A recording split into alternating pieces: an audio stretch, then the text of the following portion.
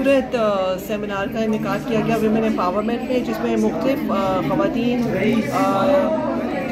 दोबारा आज एक बहुत ही खूबसूरत सेमिनार का इनेकाद किया गया, जिसमें ख़वातीन जो कि मुख्तलिफ शुबात से ताल्लुक़ रखती थी, उन्होंने अपनी अपनी लाइफ स्टोरी बताई और इस चीज़ पे फोकस किया गया कि इस मुल्क की आधी आबादी ख़वातीन पर मुश्तमिल है और जब तक उन ख़वातीन को एक इनेबलिंग एनवायरनमेंट नहीं मिलेगी, तालीम का हक़ नहीं मिलेगा, फैसला साजी का हक़ नहीं मिलेगा, उनकी हेल्थ और सिक्योरिटी की श्योरिटी नहीं होगी, इकनॉमिकली उनको एक्टिव नहीं किया जाएगा, तो ये मुल्क तरक्की नहीं कर सकता। और जब तक हमारे मुल्क में सोच की तब्दीली नहीं आती, चाहे कितने ही कवानीन बन जाए, पॉलिसीज बन जाए, तब्दीली नहीं आएगी। इसलिए शऊर और सोच की तब्दीली पे काम करने की जरूरत है।